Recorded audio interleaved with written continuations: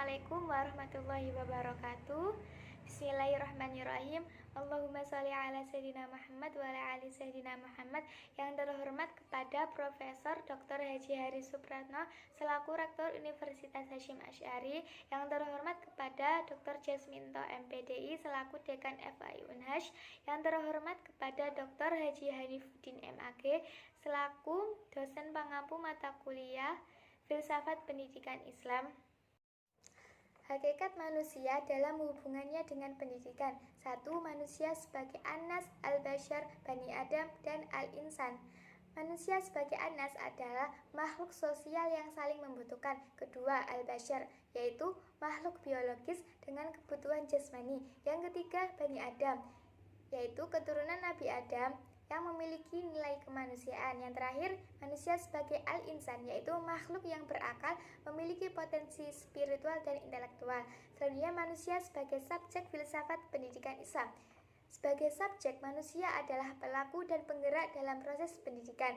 Manusia diberi amanah untuk mengembangkan potensi dirinya melalui pendidikan. Dalam Islam, manusia dianggap sebagai makhluk yang paling sempurna karena diberi akal, hati, dan kehendak bebas. Tanggung jawab manusia sebagai subjek pendidikan adalah yang pertama, mengembangkan akal dan ilmu pengetahuan. Allah memerintahkan manusia untuk membaca, belajar, dan mengkaji alam semesta sebagaimana yang dijelaskan dalam wahyu pertama yang diturunkan kepada Nabi Muhammad, yaitu perintah untuk membaca, yaitu Iqra. Yang kedua, menyempurnakan akhlak. Pendidikan Islam bertujuan untuk menanamkan akhlak mulia. Manusia sebagai subjek pendidikan harus menjalani proses pembentukan karakter yang berdasarkan ajaran-ajaran Islam. Yang ketiga, khalifah di bumi. Manusia diciptakan sebagai khalifah di bumi, yaitu manusia diberi tanggung jawab untuk memimpin, mengatur, dan menjaga keseimbangan alam. Selanjutnya, manusia sebagai objek filsafat pendidikan Islam. Sebagai objek, manusia adalah sasaran dari pendidikan.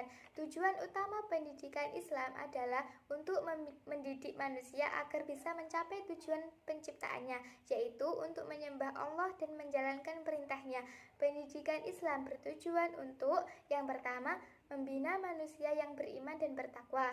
Pendidikan Islam mengarahkan manusia untuk menjadi individu yang beriman dan bertakwa kepada Allah, mengajarkan kewajiban-kewajiban agama, serta memupuk rasa cinta kepada Allah dan Rasul-Nya.